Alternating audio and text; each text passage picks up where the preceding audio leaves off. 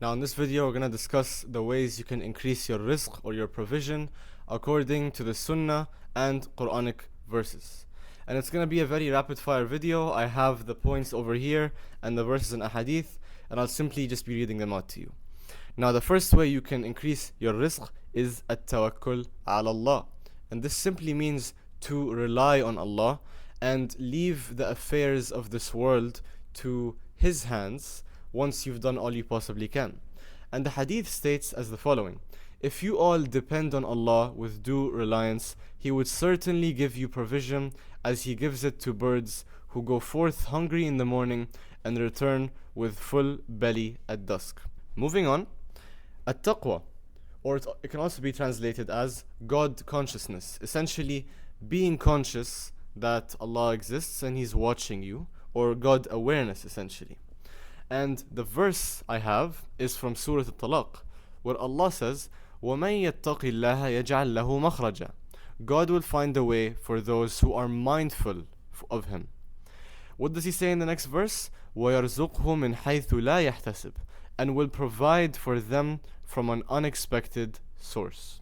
So, always thinking about the fact that Allah is watching you, and when you really are mindful of Allah, then you are going to sin less, because when people sin they tend to not think about Allah watching them, obviously, because if they really understand this idea of Allah watching them, they wouldn't be sinning, they would be doing more good, and as Allah says, He will provide you with more provision. Moving on, we have Salat al-Rahim, and this is something which may shock certain people. And Salat al-Rahim essentially means tying kinship, basically connecting the ties and maintaining them between family members.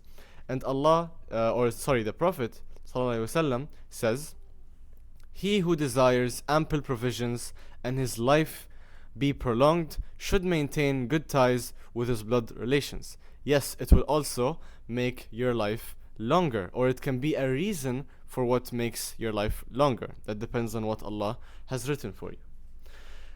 And again, this is obviously something that is not scientific, this is not something logical, and it doesn't have to be either. This is purely divine, something which we will never understand how Allah does it, but in the end, we don't have to. We as Muslims, we believe in whatever Allah says, so we believe this, especially considering it's from Bukhari and Muslim.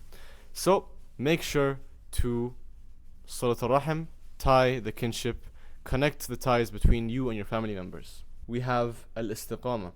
And istiqamah can really be referred to as being firm on the deen, and being on the right path. Now obviously we all recite Surah Al-Fatiha, and one thing we say in Surah Al-Fatiha, اهدنا الصراط المستقيم.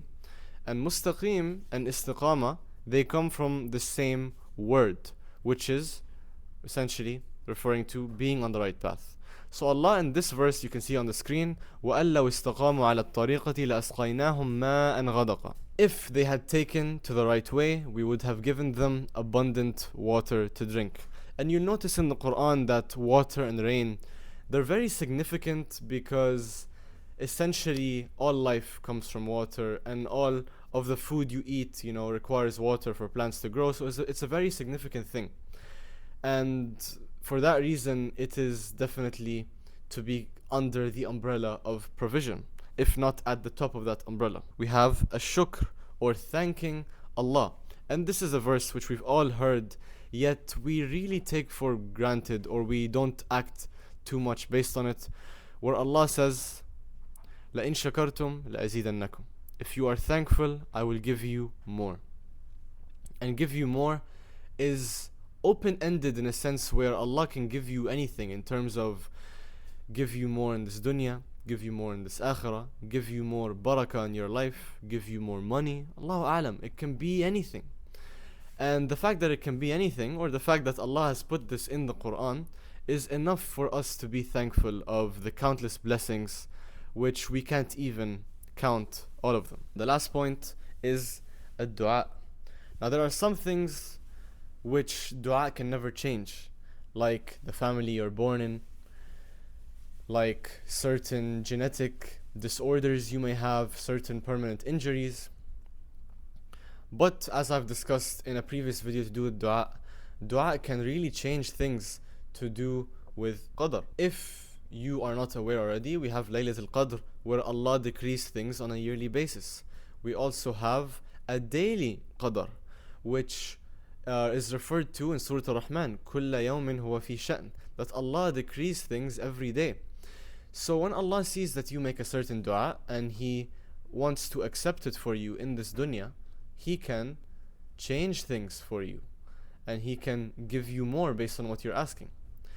And Allah has shared with us His 99 names, including Ar-Razzaq, so we can actually use these names. So in your dua, say, Ya Razzaq irzuqni, where you're asking Allah essentially to provide you for more. And never underestimate the power of dua. And that's elaborated on this video if you want to check it out. That was the end of the video. I hope it helps. And Assalamu alaikum wa rahmatullahi wa barakatuh.